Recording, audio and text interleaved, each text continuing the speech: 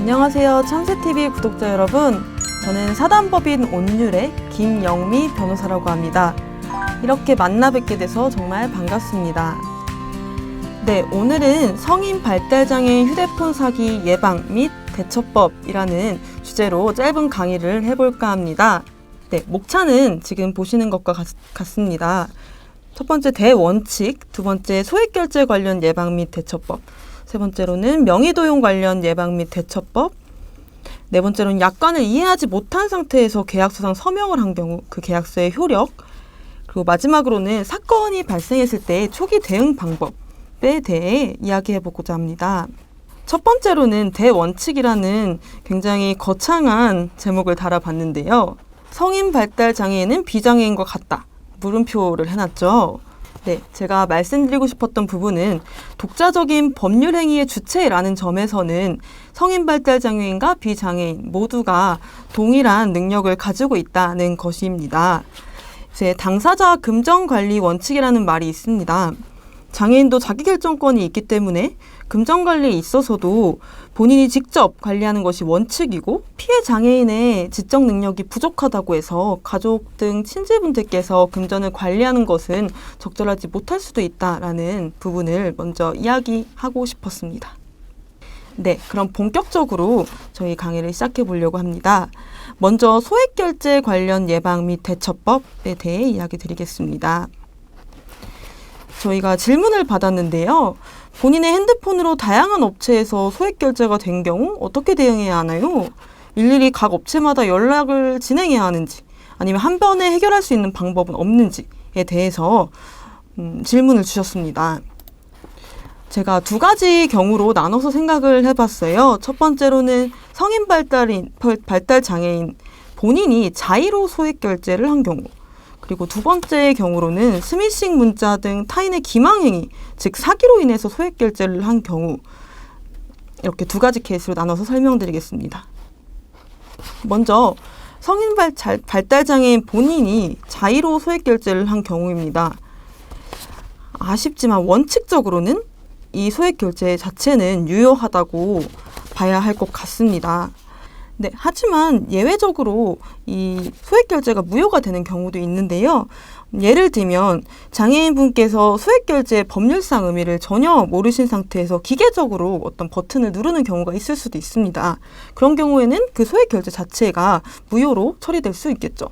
그래서 이런 경우도 있지만 원칙적으로는 자의로 본인의 의사대로 소액결제를 한 경우 이것 자체는 유효라고 보는 것이 맞는 것 같습니다. 하지만 당연히 비장애인분들과 동일하게 이동통신사별 정책이 따로 있어요. 그래서 결제에 대한 취소 절차를 거치는 방법은 이동통신사별로 규정이 조금 다르니까 구독자분께서 한 번씩 직접 찾아보시면 좋을 것 같습니다. 그래서 처음에 질문 주셨던 부분 있죠. 개별적으로 해야 되나요? 한 번에 취소할 수 있을까요? 라는 부분에 대해서는 성인 발달장애인 본인이 자의로 소액결제를 한 경우에는 아쉽지만 개별 건마다 취소를 하는 쪽으로 진행을 하심이 바람직할 것 같습니다. 네, 두 번째로는 스미싱 문자 등 타인의 기망행위, 즉 사기로 인해서 소액결제를 한 경우에 대한 대처법입니다. 1, 2, 3이라고 이렇게 표로 만들어 봤는데요. 첫 번째로는 사건 발생 즉시 신분증과 소액결제 이용 내용 증빙 자료를 지참한 후에 경찰서에 해당 피해 내용을 신고해야 합니다. 그럼 두 번째로 경찰서로부터 사건 사고 사실 확인서라는 어떤 문서를 발급받을 수 있습니다. 그래서 그 문서를 꼭 발급받으셔서, 세 번째로는 이동통신사 고객센터를 통해 요 사건 사고 사실 확인서를 발송해서 피해 사실을 접수할 수 있습니다. 네, 그럼 요 접수한 건을 토대로 이동통신사에서 취소 처리가 진행됩니다. 그래서 이런 타인의 기망행위로 인해서 소액결제를 한 경우에는 그러면 일일이 처리해야 할까요? 이 부분에 대해서는 경우에 따라 달라질 수 있을 것 같은데요. 경찰에 사건 사실을, 피해 사실을 진술하는 과정에서 여러 가지 다양한 업체에서 이렇게 이런 기망행위로 결제했어요 라는 부분이 확인서 한 곳에 다 기재가 되어 있다면 이 부분에 대해서는 이 문서상 기록이 되어 있기 때문에 일괄적으로 취소가 가능할 것으로 보입니다. 네, 예방법으로는 소액결제를 차단하는 것입니다. 하지만 현실적인 아쉬움이 존재하는 것은 사실상 성인 발달 장애인인 경우에는 성인이다 보니까 본인이 자신의 의지로 다시 차단을 해제할 수 있다는 점은 유념하시고 진행하심이 좋을 것 같습니다. 다음으로는 명의도용 관련 예방 및 대처법에 대해서 이야기해 보려고 합니다. 저에게 이렇게 질문을 주셨어요. 수개 핸드폰이 타인에 의해 개통된 경우 그 효력이 발생하나요? 그래서 저희가 두 가지 경우로 나눠서 생각해 봤습니다. 첫 번째로는 발달장애인 본인 명의로 수개 핸드폰을 구입했으나 그 구입 행위가 대리점의 어떤 할부원금 속임수 혹은 할부 이자나 부가세 미고지 등의 판매 행위로서 구매한 경우. 두 번째로는 타인이 발달장애인 명의로 수개 핸드폰을 개통하여 사용했으나 또 당연히 그 요금 부담은 명의인이 하는 거죠. 그래서 명의자가 부담하는 경우 어떻게 해결해야 할까요? 이렇게 두 가지 케이스로 나눠봤습니다. 그래서 첫 번째로 발달장애인 본인 명의로 핸드폰을 구매했는데 그 구매 행위 자체가 대리점의 어떤 할부원금 속임수, 할부이자, 부가세 미고지 판매 등에 의해 구매한 경우라면 첫 번째로 7일 이내에는 개통을 처리할 수 있습니다. 이는 할부거래법상 명시된 부분이고요. 플러스에서 말씀드리자면 이런 속임수가 있는 경우가 아니더라도 단순 변심으로도 7일 이내에는 법적으로 처리할 수 있는 권리가 있다는 점에 대해서 알고 있으시면 좋을 것 같습니다. 그리고 14일 이내라는 또 이 기간도 존재하는데요. 어떤 통신사에서는 그 기기나 통화 품질 자체에 어떤 이상이 있는 경우 14일 이내에 어떤 그것을 증빙할 수 있는 자료를 지참하면 개통을 철회해준다는 어떤 규정도 있습니다. 이런 혹시 약관을 보셨는지는 모르겠어요. 읽어보면 개통 전 고객님의 단순 변심, 정책 변경, 기타 이유로 기기 반납을 하셔야 할 경우 기기 개봉 상태 시 페널티 5만 원이 청구되니 각별한 주의 부탁드립니다. 개통 후 14일 이내 교품 및 개통 취소 사유 발생 시 절대 불가합니다. 어떤 확인증 없이는요. 그리고 마지막에 위 내용에 의한 금전적 피해는 저희 매장에서 책임지지 않습니다. 와 같은 굉장히 불공정한 되게 일방적인 어떤 약관이죠. 이런 약관에는 동의 확인이라는 체크 표시를 하였다고 해도 이 약관은 이 자체로서 무효이기 때문에 이런 내용에 제가 동의했는데 그럼 전 철회를 못하는 건가요? 라고 걱정하실 필요가 없다는 점을 덧붙여서 말씀드리고 싶습니다.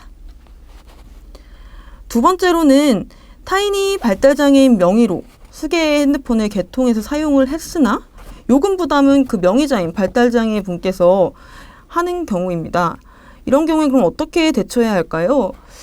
이 부분은 명의도용 자체는 굉장히 중대한 범죄입니다. 그래서 두 가지 절차로 저희가 생각해 볼 수 있을 것 같아요. 첫 번째로는 형사 절차상 명의도용자를 처벌할 수 있겠죠. 그리고 두 번째로는 이미 납부한 어떤 요금이 있을 거고 또 앞으로 납부하라는 고지서가 날라올 텐데 그런 금전적인 피해를 회복할 수 있는 방법, 즉 민사 절차도 함께 진행할 수 있겠습니다. 먼저 형사 절차에 대해서 간단하게 말씀드리자면 형사상으로는 먼저 경찰에 고소를 할 수 있는 방법이 있습니다. 어떠한 죄명으로 고소할까요? 명의도용자분은 우리 발달장애인분의 개인정보를 무단으로 취득해서 그것을 활용해서 핸드폰을 개통한 것이거든요. 그래서 사기죄, 사문서 위조죄, 위조사문서 행사죄, 주민등록법 위반죄, 개인정보법 위반죄, 그리고 전개통신사업법 위반죄 등 다양한 죄목을 고소의 이유로서 설명할 수 있습니다. 그리고 또한 여기 대리점이라고 자그맣게 이렇게 표시를 해놨는데요. 대리점이 이 명의도용자가 발달장애인의 그 개인정보를 가지고 개통을 하려는 것을 알면서도 그 확인 절차를 제대로 거치지 않았거나 아니면 적극적으로 알면서도 그냥 개통하게끔 옆에서 함께 조력한 경우에는 이 대리점도 공동정범 혹은 방조범으로서 함께 처벌할 수 있습니다. 그래서 사안을 잘 보시면 좋을 것 같아요. 두 번째로 민사는 금전적인 피해 회복을 위한 절차입니다. 첫 번째로는 소액결제나 휴대폰 요금 등에 대한 미납으로 인해서 채권자분들이 독촉을 할 수가 있어요. 그런 경우에는 이거 내 채무가 아니다. 이거 명의도용자가 불법으로 개통해서 그분이 사용한 내역이다라는 부분을 채무부존재 확인소송이라는 소송을 제기함으로써 주장할 수 있습니다. 이건 기존에 아까 설명드렸던 형사고소 사실을 기반으로 그 소송을 진행하면 되고요. 그 다음에 두 번째로는 손해배상 청구라고 적어놨는데 이미 발달장애인 본인이 이 범죄 피해 사실을 모른 채 내가 이 정도 돈을 썼나 보네 하고 그냥 이미 요금 납부를 하는 경우도 발생합니다. 이 경우에는 불법 행위에 대한 손해배상 청구 그리고 부당이득 반환 청구를 함께 검토해서 금전적인 피해를 회복할 수 있을 것으로 생각됩니다. 명의도용 관련 사기 피해 예방법은 무엇이 있을까요?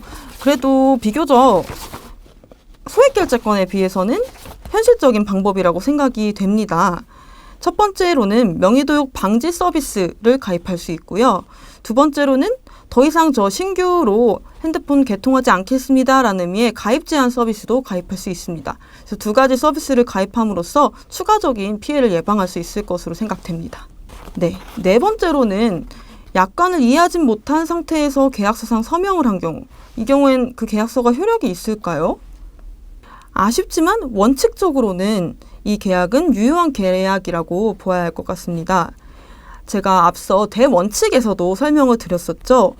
장애인분들도 법률 행위를 자유롭게 할 수 있는 성인이기 때문에 만약 판매자가 약관 설명 의무를 다했고 그 발달장애인임을 알고 악용하면서 계약서를 작성한 경우가 아니라면 계약의 효력은 인정되는 것이 저희 판례 태도입니다. 네, 덧붙여서 계약서는 처분문서라고 우린 법률 용어로 설명합니다. 이런 처분문서의 경우에는 계약서에 기재된 서명, 날인이 당사자의 것이 확실하다는 전제하에 이 문서에 기재된 의사표시나 그 내용을 절대적으로 인정하는 것이 우리 법원의 태도입니다. 그래서 원칙적으로는 이 계약은 유효하다라고 이야기할 수 있습니다. 다만 늘 예외는 존재하죠.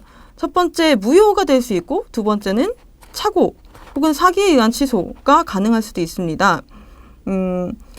특히 이 착오 취소 부분에 대해 설명을 드리자면 민법 제109조 제1항에서는 이렇게 법률이 규정되어 있어요. 의사표시는 법률행위의 내용의 중요 부분에 착오가 있는 경우 취소할 수 있다. 그럼 핸드폰 계약을 하는 데 있어서 중요 부분은 어떤 것들이 있을 수 있을까요? 제가 생각해 봤을 때는 핸드폰 요금, 그리고 할부 원금이 어느 정도인지, 그리고 뭐 부가세, 기타 어떤 추가적인 요금을 낼 것이 있는지에 대한 설명은 분명히 계약하는 데 있어서 중요한 부분이겠죠. 그리고 또 뭐 부가 서비스 이용, 그리고 또 약정 기간, 내가 뭐 48개월을 써야 되냐, 뭐 36개월을 써야 되냐, 이 부분들은 분명히 계약하는 데 있어서 중요한 내용에 해당되는 것은 사실일 것입니다. 그래서 만약 그 발달장애인 분이 계약서상 서명을 했다고 하더라도 이게 중요 부분에 대한 설명을 판매자로부터 제대로 듣지를 못했거나 아니면 반대되는 내용을 듣고 계약했다거나 하는 등을 입증할 수 있다면 말씀드린 바와 같이 착오로 인한 의사표시로 인정될 수 있기 때문에 그에 따른 취소는 가능할 것으로 보입니다. 네, 착오 취소 이외에 또 계약서 작성이 상대방의 사기나 강박에 의해서 이루어질 수도 있다고 생각을 합니다. 이 경우에는 입증이 조금 어렵다는 현실적인 어려움은 있으나 계약을 취소할 수 있습니다. 네, 앞에서 보여드렸던 이상한 약관이죠.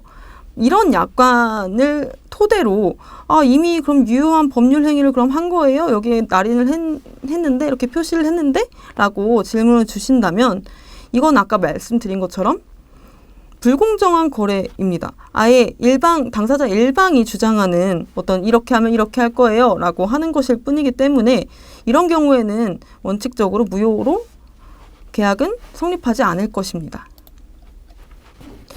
그래서 이 경우 이런 약관 이해하지 못한 상태에서 계약서를 서명했는데 그럼 이러한 일들이 앞으로 일어나지 않기 위해서 어떻게 해야 할까요?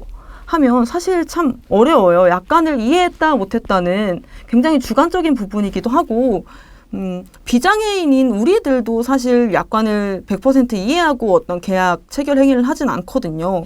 특히 저희 엄마 또래 분들만 해도 핸드폰 사실 때 주변 분들도 많으실 거예요. 요금제 이거로 안내받았는데 청구받은 요금은 훨씬 더 많다던가 다양한 사례들이 있죠.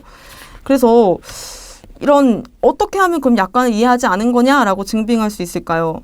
네, 그래서 만약에 이렇게 약관을 이해하지 못한 상태에서 계약서나 서명을 한 경우에 이 효력을 없애고 싶어요, 취소하고 싶어요 라는 문제 제기를 하기 위해서는 앞으로는 첫 번째로 계약서 등의 어떤 핸드폰을 계약하는 과정에서 받은 모든 문서들은 보관하고 계시는 것들이 가장 중요하다고 생각해요. 그리고 두 번째로는 이게 사실 현실적으로 쉽진 않죠. 그래도 가능하다면 휴대폰 구매라던가 조금 더 고가의 어떤 물품을 계약하는 과정에서는 휴대폰에 요새 녹음 기능이 굉장히 잘 되어 있습니다. 그래서 녹음 기능을 적극적으로 활용해서 이렇게 사전에 미리미리 녹음을 해두시면 그게 되게 중요한 또 증거로 활용이 될 수 있거든요. 그래서 판매자분들이 이것밖에 설명을 안 했어요. 그래서 나는 이렇게밖에 이해를 못했고 그 결과 서명을 한 거예요 라고 입증을 할 수 있기 때문에 이 부분은 앞으로 계약행위를 하실 때 유념하시면 도움이 될 것 같습니다. 네, 마지막으로는 사건 발생 초기 대응 방법입니다. 저희가 4가지 순서로 생각을 해봤어요. 앞에서도 제가 굉장히 강조드렸죠. 첫 번째로는 반드시 상황을 기록해야 합니다.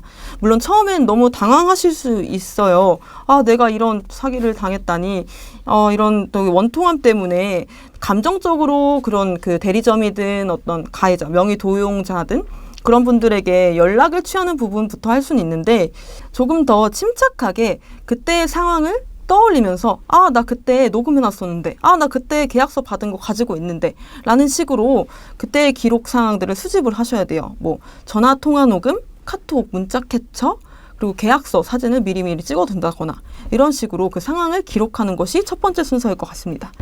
네, 이런 증거들을 잘 수집하셨다면 이걸 토대로 곧바로 경찰에 신고하시면 됩니다. 특히나 명의도용 피해 같은 경우에는 그 명의도용자, 가해자의 인적사항을 알고 있는 경우가 있으실 수 있을 것 같아요. 그 경우에는 신고 과정에서 경찰관 분들께 가해자 인적사항을 같이 알려드리면 수사에 훨씬 더 도움이 될 것 같습니다. 그리고 세 번째로는 통신사에 연락해서 피해 사실을 알려야 합니다. 아까 초반에도 말씀을 드렸어요. 경찰로부터 그 사건 사고 사실 확인서를 확보하게 되면 그런 소액 결제 피해라던가 아니면 기타 이런 휴대폰 관련 사기 피해를 지금 나 이런 피해를 입었고 이런 피해에 있어서 앞으로 이렇게 고소 등 뭐 민사 절차를 진행할 거예요 라는 확인 문서가 되기 때문에 요 해당 문서를 지참해서 통신사에 연락하고 피해 사실을 알리는 과정이 굉장히 중요합니다. 그리고 3-1이라고 기재되어 있죠. 명의 도용의 경우에는 대리점에도 당장 개통 철회 의사를 좀 표시할 필요가 있습니다. 그리고 보통은 이렇게 이야기를 한다고 해서 대리점에서 호락호락하게 아, 죄송합니다. 명의도용 피해를 당하셨군요. 그럼 처리할게요. 라고 하지 않습니다. 그렇기 때문에 그런 사실을 알리면서도 근데 이거 처리 안 해주면 저희는 형사상, 민사상 다 법적인 조치를 취할 겁니다. 라고 강력하게 말씀하시고 앞으로 저에게 고지서를 보내셔도 저는 납부 의사가 없습니다. 라는 점에 대해서 분명히 말씀드리는 과정도 반드시 필요합니다. 네, 그리고 마지막으로는 관련 기관의 도움을 요청할 수 있습니다. 가장 먼저 저희가 잘 알고 있는 기관이죠. 법률구조공단을 통해서 무료 상담을 받을 수도 있고요. 경찰에 신고하는 과정 이외에도 저희가 도움을 받을 수 있는 기관이 여럿 있습니다. 대표적으로는 한국소비자원, 한국통신위원회 분쟁조정신고, 국민신문고, 민원신고 등을 활용하면 되니 요 해당 홈페이지에 참고하시면 좋을 것 같습니다. 참, 그리고 전제가 되는 상황이죠. 이런 수사 과정이든 민사 절차 진행이든 기본적으로 피해자분께서 이런 절차를 원하는지, 명의 도용자를 처벌하고 싶으세요? 지금 납부한 요금을 돌려받고 싶으세요? 라는 부분에 대한 피해자의 의사를 꼭 확인해야 하는 것은 기본입니다. 네, 마지막으로 안내해드리고 싶은 또 제도가 있어서 가져와 봤습니다. 네, 발달장애인이 피해자인 사건의 경우 검찰청과 경찰청에서 발달장애인 전담조사제를 실시하도록 여기 발달장애인 법에서 규정하고 있습니다. 물론 아직 현실적으로 이 조사 제도가 제대로 운영되지 않는다는 비판점은 있으나 전담조사자에게 사건이 배정되지 않는 경우 부모님이든 이 피해 발달장애인 분이든 저 수사기관에 이렇게 요청을 해볼 수 있을 것 같아요. 발달장애인 전담 조사관이 있습니까? 있다면 그분께 수사 과정을 맡기고 싶습니다. 라고 요청하는 방법도 팁이 될 수 있을 것 같습니다. 네, 저희가 준비한 강의는 여기까지입니다. 짧은 시간에 모든 걸 설명드리려고 하다 보니 부족한 점이 분명히 있었을 것 같아요. 강의와 관련해서 궁금한 점이 있으시거나 아니면 비슷한 사례로 이 발달장애인분께서 어려움을 겪는 사례를 알고 계신다면 저희 사단법인 온율로 연락 주시면 친절히 응대해드리겠습니다. 저희 사단법인 온율은 발달장애인분들께서 그들의 권리를 온전히 누릴 수 있는 사회를 만들기 위해 앞으로도 열심히 노력하겠습니다. 많은 관심 부탁드립니다. 감사합니다.